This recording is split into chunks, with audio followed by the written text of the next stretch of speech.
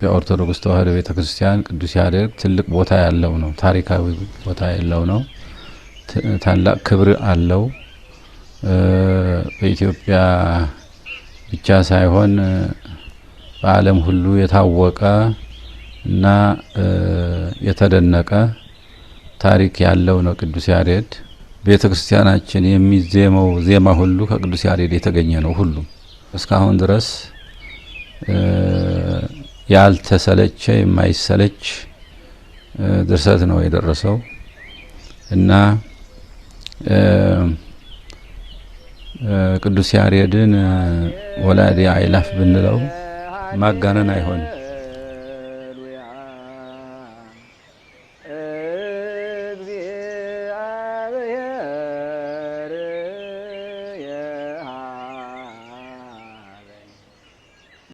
በየትኛውም የዓለም ክፍል ያልተደገመ ግሩምና ድንቅ ተፈጥሮ በዜማ በድርሰቶቹና በሕይወቱ ትሩፋት ሁሉ ዓለምም ኢትዮጵያም ዳግም ያልታደሉት የዜማና ቅኔ ፈጣሪና ሊቅ ቅዱስ ያሬድ ብዙውን የሥራዎቹ ምዕራፍና የተጋድሎውን ትጋት ፈጽሞ የተሰወረው በሰሜኑ የሀገራችን ክፍል በተለይም እዚህ በምስሉ ላይ በምትመለከቱት ረድ በሚፈላውና በበረሃማው የሰሜን ተራሮች ውስጥ ነበር። በጥንታዊነቷና ኃያልነቷ እንዲሁም ቅርሷ ዓለም የሚደነቅባት ጽዮን ታላቁ አባት የጥዑመ ልሳን ቅዱስ ያሬድ ውልደትና ታሪካዊ እድገቱ መደባይ ከ1500 ዓመት በፊት በዚህ እንደነበር በስሙ ከተዘጋጀ ዘጋቢ ፊልም መረዳት ይቻላል። ስለ ውልደቱም በስፍራው የሚገኙ አበው የተናገሩትን እስኪ እንመልከት። 493 ዓመተ ምህረት በአክሱም አካባቢ መደባይ ታበር በሚባል ቦታ ነው ቅዱስ ያሬድ የተወለደ።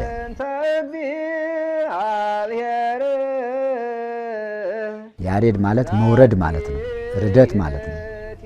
የእግዚአብሔር ቃል በቀዳማዊ ያሬድ ጊዜ ለሄኖስ በጸፍጸፈ ሰማይ ተጽፎ ተገልጾለት በመጽሐፈ ኩፋሌ በኦሪት ዘፍጥረት እንደተጻፈው የእግዚአብሔር ቃል ለመጀመሪያ ጊዜ በሰው እጅ እንዲጻፍ የተደረገ በያሬድ ዘመን ነው። ያሬድ በተወለደበት ዘመን ነበረ እና ስሙን ያሬድ ብሎታል።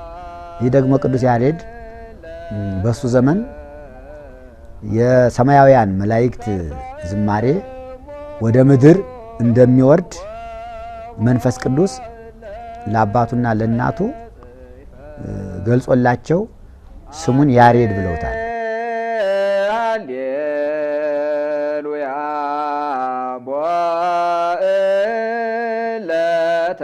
አባቱ እንደተወለደ ቀደም ብሎ ስለሞተ እንግዲህ እናቱ ሊቀ ካህናት ጌዴዎን ይባላል።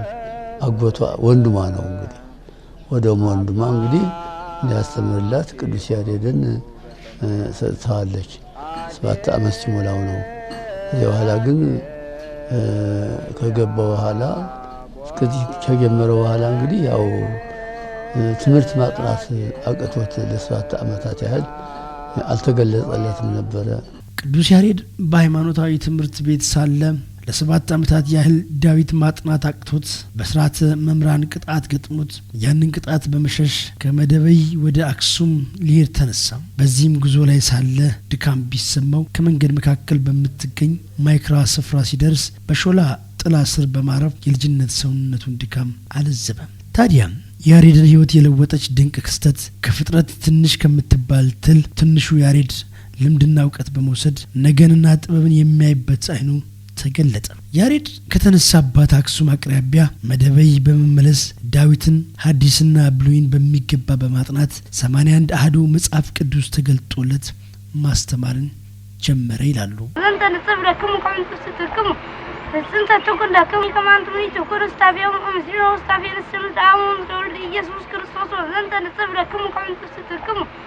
ስንት ተኩል ለከም ወዛቲ ኢት ዜናንተ ሰማራት ካት ምን ይሆን ወዘን ተንጸብ ለከም ስንት ተኩል ለከም ወዛቲ ኢት ዜናንተ ሰማራት ካት ምን ይሆን ወዘን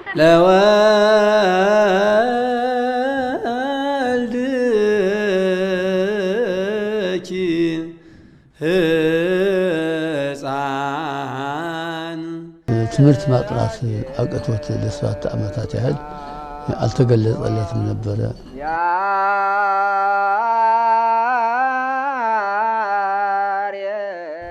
ያሬድ ዳዊት ሲማር ለጥናት ትንሽ ይከብደው ነበርና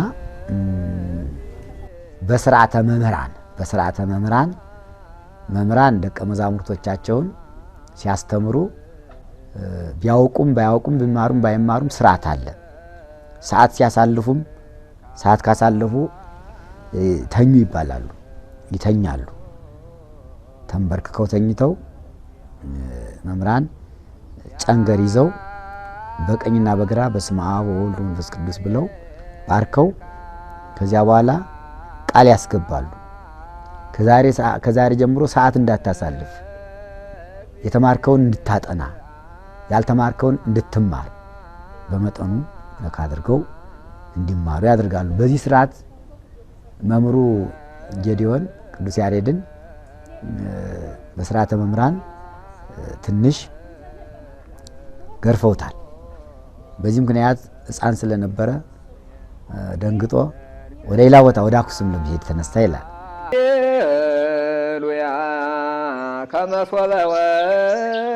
ቦታ ቅዱስ ቦታ ነው። ከዚያ ከጥላ አልፎ ሳለ አንድ ትል እንግዲህ ፍሬዋን ለመብላት እንግዲህ ይወጣና መካከሉ እየወደቀ 6 ጊዜ እየወደቀ በሰባተኛው ግን ወደ ዛፊቱ ወጥቶ ፍሬዋን ሲመገብ አይተዋል። ለዚህ ትሉ እንኳን እንዲህ ተአምራት ያደረገ ለእኔም ደግሞ እግዚአብሔር ተአምራት ያደርግልኝ ይገልጽልኝ ይሆናል በማለት እንግዲህ መንፈስ ቅዱስ ይህ ሀሳብ አሳደረበት ማለት ነው። ከዚህ በኋላም እንግዲህ በዚህ አልተወሰነም። ከዚህ በኋላ ወደ መምህር ተመልሶ ሄዶ ከመምህሩ ጋር ተስማምቶ ትምህርቱን እንደጀመረ ወዲያውኑ ዳዊቱንም ብሉይንም ሐዲሱንም 81 መጻሕፍት በመንፈስ ቅዱስ ተገለጸለት። 81 መጻሕፍት ተገልጾለት እዚያ ከመምህሩ ቤት ሆኖ ማስተማር ጀመረ። እያስተማረ እያለ መምህሩ አባ ጌዲዮን በ509 ዓመተ ምህረት ከዚህ ዓለም በሞት ሲለዩ እዚህ በኋላ ቅዱስ ያሬድ ጉባኤውን ተረከበው ይላል። ቅኔንና መጻሕፍትን እያስተማረ ደቀ መዝሙር ያፈራ የነበረው ያሬድ በአክሱም ዘመነ መንግስት ዘፈን ተበራክቶ ምስጋና የራቀበት ወቅት በመሆኑ ይህንን ሊቀይር የሚችልበትን ከፈጣሪው ሲማጸን እንደነበር ሊቃውንቱ ያስረዳሉ። በጣም ዘፈን ይበዛ ነበር ይላል። በዚያ ወቅት እንዴ ዘፈን የኃጢአት ምልክት ነው፣ ይህንን ዘፈን የሚያስረሳ የእግዚአብሔር ቃል ለዚች ሀገር ያስፈልጋታል ብሎ ወደ እግዚአብሔር ይጸልያል፣ እግዚአብሔርን ይጠይቃል። ወዲያው ቅዱስ ያሬድ ይህንን እየተመኘ እንዳለ 3 አዕዋፍ መጡ ይላል። ነጫጭ ናቸው። 3 አዕዋፍ መጡና ከቅዱስ ያሬድ ፊት ቆመው እግዚአብሔር ዜማን ገልጾልሃል፣ ከእግዚአብሔር ተልከናል ብለውን ተነጋግረዋል። እዚህ በኋላ እነሱ ነጋጋር እየተነጋገረ ሳለ እነሱም እየበረሩ ሲሄዱ እነሱም ተከትሎ እንግዲህ ሲሄድ እንግዲህ ወደ ጽርሐ አርያም እንግዲህ ተመስጦ መላእክት እስራ አርባዕቱ ካህናተ ሰማይ አእላፍ መላእክት ሊቃነ መላእክት ከሚያመሰግኑበት ደርሶ እንግዲህ ሲያመሰግኑ እንግዲህ ሰምተዋል። ያንን የሚያሰግኑትን እግዚአብሔር በልቡናው ስሎበታል፣ አሳድሮበታል። ታዲያ ያሬድ እንዴት ዝማሬን ጀመረ? እንዴትስ ዜማን ደረሰም? እንዴትስ ተቀኘ? ህዳር 6 ቀን ወደ ምድር ወርዶ ያን ዝማሬ ያን ዜማ ከመላእክት የሰማውን መንፈስ ቅዱስ ገለጸለትና ዝማሬ ጀመረ ይላል። ዝማሬውን ሲጀምር ያ ዘፈን በሀገሪቱ ተጠለቅሎ የነበረው ዘፈን በቅዱስ ያሬድ ሰማያዊ ዜማ ተዋጠ። ዓላማውም የሱም ይህ ነው። ከዚህ በኋላ እንግዲህ ድርሰቱ ያው በሰማይ ከመላእክት የሰማውን ዜማ ተገልጾለት እንግዲህ ከዚያ ሆኖ እንግዲህ መድረስ ጀምሯል። ድርሰት የጀመረበትም ቀዳማዊ ጽዮን ሰማይ ሳረረ ወዳግም አርአያው ለሙሴ ዘከመ ይገብር ግብራ ለደብተራ ብሎ ይህ አርያም ብሏታል። ይህም አርያም ይባላል። አርያም ማለት ሰማይ ማለት ነው። በሰማይ የሰማሁት ዜማ ብሎ አወረደውና ሰማይና ምድርን ቅዱስ ያሬድ በዜማ አገናኘ። ያሬድ ከአርያም ያገኘውን ዜማ ለመጀመሪያ ጊዜ ያዜመው ከአክሱም ጽዮን ማርያም በስተምዕራብ በምትገኝ በአንዲት ዋርካ ስር እንደነበር ይነገራል። ህዝቡም በዚያ በመሰብሰብ በተመስጦ ይሰሙት ነበር። ይህንን የምስጋና ሰማያዊ ዜማ ቅኝትን አባቶች ሲያወሱት በእንዲህ መልክ ነበር።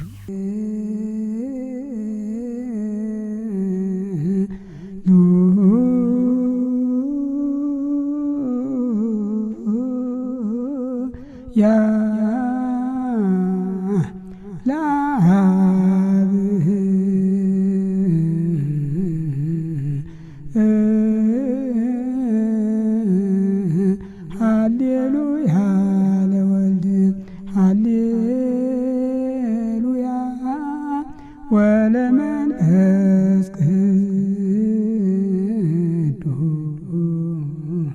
ቅዱስ ዘከመ ይገብር ግብራ ክርስቶስ ንጉሠ ሰማያት ወምድር በመንግሥተ ዚአሁ ጻድቃን ይትፌስሑ ወይሴብሑ ለስሙ። ቅዱስ ያሬድ እንግዲህ 3 ዓመት ዞር አምባ ሲያስተምር ቅድስት ቤተልሔም ይመጣ ነበር። በክብረ በዓል ቁመት ተለይቶ አያውቅም። እንደገና ደቀ መዛሙርቶች ቤተልሔም ብቻ ሳይሆን በአካባቢ ያስተምሩ ነበር። እነ ሳዊሮስ፣ እነ በልዳዶስ፣ እነ ኬፋ ከጉና ጀምሮ እስከ በሽሎ ብራና ድጓ የሌለበት ደብር የለም። አቺ ትንሿ ደብር ሁሉ ምንድነው ስንል የያሬድ ተማሪዎች ያስተምሩበት ነበር። ታዲያም ይህንን ሰማያዊ ዜማ ወደ ቤተ ክርስቲያን ለማስገባት የ7 ቀን ሱባኤ ተይዞለትም ነበር። ከዚያን ጊዜ የጀመረው ትውፊት እስከ ዛሬ ድረስ በአክሱም ዙሪያ ከታኅሳስ 1 ጀምሮ ለ7 ቀናት ከሌሊት እስከ ነግህ እግዚኦታ ይደረጋል። ጉዞ ወደ ተራራ፣ ጉዞ ወደ ቤተ ክርስቲያን።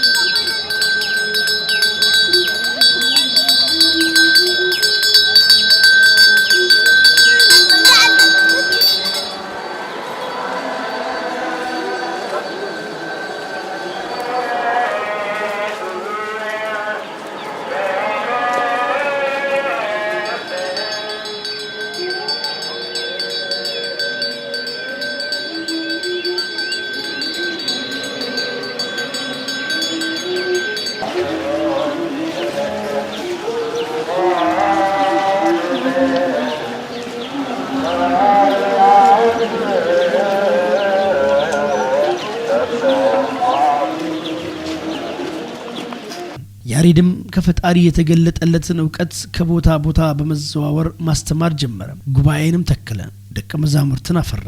ሀድራ፣ እስክንድራ፣ መንክራ ይሰኛሉ መዛሙርቱ። ከአርያም የተመለከተውን አቋቋም፣ አዲስ ማህሌትን፣ ምዕራፍ አደራረስ፣ አጠላለፍን አዲስ ማህሌት ለሀገራችን አበረከተ።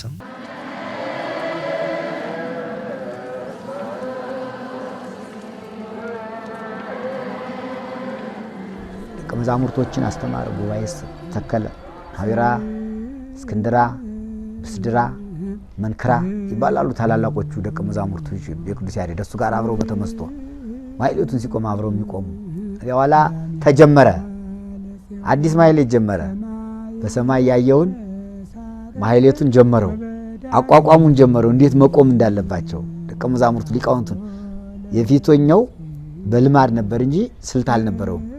ከበሮ የት ላይ መቀመጥ እንዳለበት፣ መቋሚያው እንዴት መያዝ እንዳለበት፣ ጸናጽሉ እንዴት መያዝ እንዳለበት፣ ዜማው፣ ምዕራፉ፣ ጾመ ድጓው፣ የምዕራፍ አደራረሱ፣ አጠላለፉ እንዴት እንዲሁ ቅኔው በምን እንደሚገባ ሁሉንም ነገር አስማምቶ አዲስ ማህሌት ለኢትዮጵያ ጀመረላት ቅዱስ ያሬድ።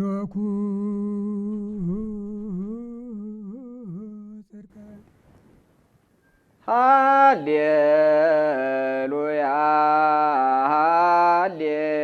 ቅዱስ ያሬድ በጣና ሐይቅ ዙሪያ ከሚገኙት ጣና ቂርቆስ ገዳም ለ2 ዓመት በመቆየት የብራና ድርሰት ቀለም እየበጠበጠ ይጽፍ እንደነበር በስፍራው ያሉ መጠቀሚያ ዕቃዎችና የጻፋቸው ድርሳናት ይናገራሉ። የያሬድ ስራዎች ለዛሬዋ ቤተክርስቲያን አገልግሎቶች ማማር መጉላትና መድመቅ ትልቅ ሚና ተጫውተዋል። የአገልግሎት መልክና ኪነ ህንጻም ሳይቀር መቀየሩን የዜማ ደራሲና ተመራማሪ ሰርጸ ፍሬ ስብሐት ያስረዳል። በኢትዮጵያ የስነ ጽሁፍ ታሪክ ውስጥ ኢትዮጵያዊ አንደበት ያለው ስነ ጽሁፍ በመጻፍም ከትርጉም ወደ ወጥ ድርሰት የቀየረው ቅዱስ ያሬድ ነው።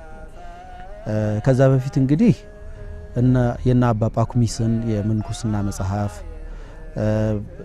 ወንጌሎቹንም ከግሪክ ወደ ግዕዝ የመተርጎም ስራ ነው የሰራው። ግዕዝ የመጀመሪያ ስራውም በትራንስሌሽን ነው የጀመረው። ወጥ ድርሰት በራሱ አንደበት በራሱ ሐሳብ የጻፈው መጀመሪያ በቅዱስ ያሬድ ድጓ ነው። ስለዚህ ድጓው የዜማ ብቻ መጽሐፍ አይደለም፣ እንደ ስነ ጽሁፍ የመጀመሪያ ቀዳሚ የስነ ጽሁፍ ስራ ነው። የስነ ጽሁፍ ስራ ስንል እንግዲህ ከሱ በኋላ አባ ጊዮርጊስ ዘጋስጫ እንደጻፉት፣ ርቱዐ ሃይማኖት እንደጻፉት፣ ከዛ ደግሞ ዘርዓ ያዕቆብ ተከትሎ እንደጻፈው አይነት ድርሰት ማለታችን ነው።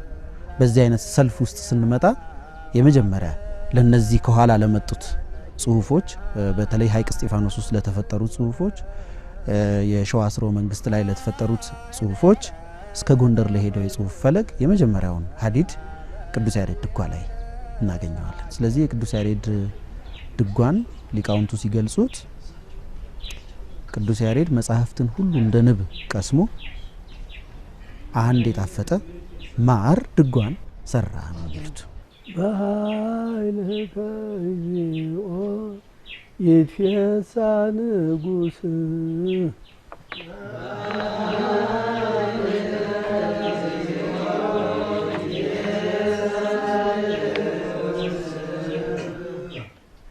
እነ ሞዛርትና ቤትሆቨንም ሆኑ የአውሮፓ የሙዚቃ አባት የሚሰኘው ዮሐን ሰባስቲያን ባህ ብቅ ከማለቱ 1000 ዓመት ገደማ ቀድሞ ነው በአፍሪካ ምድር የተወለደው። ኢትዮጵያዊ የዜማ ሊቅ ቅዱስ ያሬድ አብዛኛው የዓለም ክፍል በሙዚቃ ብርሃን እጦት በጨለማ ይዳክር የነበረበት የ6ኛው ክፍለ ዘመን መንደርደሪያ። በአንጻሩ ኢትዮጵያ በአክሱም ስልጣኔዋ ጫፍ ደርሳ ከድንቅ ኪነ ህንጻዎቿና ሐውልቶቿ ስር ረቂቅ ዜማዎችን ማጣጣም የጀመረችበት ወርቃማ ዘመን። ያ ዘመን ኢትዮጵያ የዜማ ሊቁ ቅዱስ ያሬድን ያገኘችበት ልዩ ዘመንም ነበር። ቅዱስ ያሬድ ግዕዝ፣ እዝል፣ አራራይ ሲል በ3 አበይት ክፍሎች ውስጥ ቀምሮ ያስቀመጣቸው የዜማ ስራዎቹ 1000 ዓመታትን ተሻግረው ቢሆን ዛሬ ድረስ ያለ አንዳች ለውጥ ጥቅም ላይ ሲውሉ ይደመጣሉ። የቅዱስ ያሬድ ድንቅ የዜማ ድርሰቶች መጽሐፈ ድጓ ዘቅዱስ ያሬድ በሚል አብይ ርዕስ ስር ድጓ፣ ጾመ ድጓ፣ ምዕራፍ፣ ዝማሬና መዋሲት በሚል ተቀምጠው ይገኛሉ። ሰርጸ ፍሬ ስብሐት በረቂቅ የሙዚቃ ጥበብ አገራችን ካፈራቻቸው ጥቂት የዘመናችን የዜማ ልሂቃን መካከል አንዱ ነው። ይህ የቅዱስ ያሬድ 1500ኛ ዓመት ከመጠናቀቁ በፊት ብዙ ነገሮችን ልናደርግ ይገባል ሲል አጽንኦት ሰጥቶበት ለውይይት ያቀረባቸው ሀሳቦች በርካቶች ናቸው። እንደ ሰርጸ ሁሉ ባለሙያዎቹ በአጠቃላይ የቅዱስ ያሬድን ዜማዎች በዓለም ደረጃ እውቅና ያለማግኘታቸው ሰበቡ አንድም እኛ ያን ያህል ትኩረት ያለመስጠታችን፣ በሌላ በኩል ደግሞ ዓለም የጥበብ ትሩፋቶችን አይቶ እንዲያላየ በመሆኑ ምክንያት ነው ሲሉ ይስማማሉ። ምዕራባውያኑ ምን ይላሉ? ቅዱስ አምብሮስ የሚባል ሰው በ4ኛው ክፍለ ዘመን ማህሌት የሚመስል ቅርጽ ያለው ነገር ለመካከለኛዋ ዘመን ቤተክርስቲያን አበርክቶላታል ይላሉ። ስለዚህ ቅዱስ አምብሮስ ምን አይነት ዜማ ዜመ ብትል በ7ኛው ክፍለ ዘመን ያገኘናት አንዲት ክርታስ እሱን ትነግረናለች ከማለት በስተቀር የሚሉን የለም።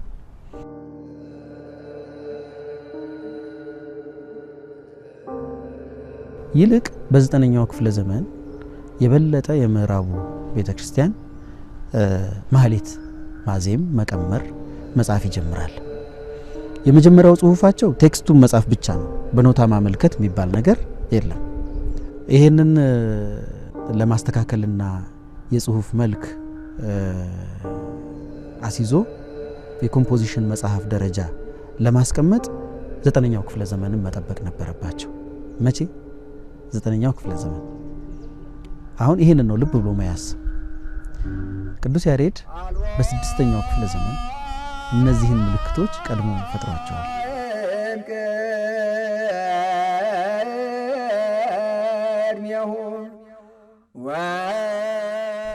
በቅዱስ አምብሮስና እነዚህ በ950 ተገኙ በተባሉት ዜማዎች መካከል ውስጥ የምናገኛቸው ድርሰቶች ከመዝሙር ደረጃ በላይ አይደሉም።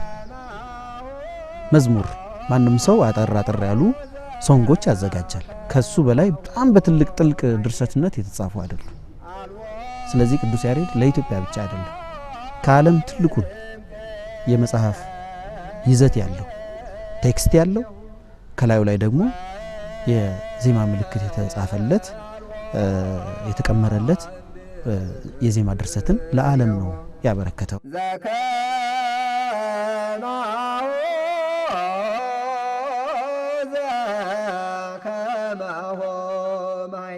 ሰርጸ ግን የቅዱስ ያሬድ ዜማዎችን ጨምሮ ዓለም ለኢትዮጵያና ለጥቁሮች ባህል ተገቢውን ትኩረት አልሰጠም ሲል ቅያሜውን እንዲህ ይገልጻል። ግሬተርስት ኮምፖዘርስ ሊስት ይባላል።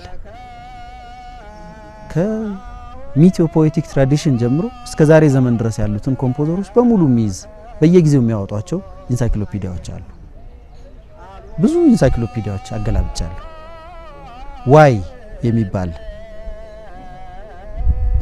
ሌተር ጋር ሄደ ስትገልጥ 3 ሰዎች ታገኛለህ። ቅዱስ ያሬድ የለም ሁሉም ውስጥ። አምና ከዚህ ዓለም በሞት የተለየ የጃፓን ዩንግ የሚባል ኮምፖዘር አለ። የዛሬ 1500 ዓመት የነበረ ኮምፖዘር እዛ ሊስት ውስጥ የለም። ይሄ የማንም ጥፋት አይመስለኝም። የኢትዮጵያውያን ጥፋት ካልሆነ የማንም ሊሆን አይችልም። በዓለም የታላላቅ ሰዎች የድንቅ ስራዎች መዛግብት ላይ ቅዱስ ያሬድ ያለመሰፈሩ ሁናቴ የማስቆጨቱን ያህል በአገር ውስጥ የሊቁን ዜማዎች የማስተዋወቁ ስራም በቂ አይደለም ሲል ሰርጸ ተመሳሳይ ሀሳብን ያንጸባርቃል። ኢትዮጵያውያን እንዲህ አይነት ነገር እንዳላቸው በተለያየ ሁኔታ በሪሰርች በጥናትና ምርምር የተደገፈ የታሪክ ሰዎች የተሳተፉበት አንትሮፖሎጂስቶች የተሳተፉበት ሂዩማኒስቲክ የሆነ ጥሩ ኮሌክሽን ሰርተን ብንሰጥ ዓለም አልመዘግብም የሚልበት ምንም ነገር የለም። ምክንያቱም who is who in the world የሚል አንድ ኮሌክሽን አለ። እዛ ኮሌክሽን ውስጥ ፕሮፌሰር አሸናፊ ከበደ ገብተዋል። እዛ ውስጥ ብትገባ ግን ቅዱስ ያሬድ ደግሞ የለም። እነ ሙላቱ አስታጥቄ የገቡባቸው ኢንሳይክሎፒዲያዎች አሉ። ቅዱስ ያሬድ አሁንም የለም።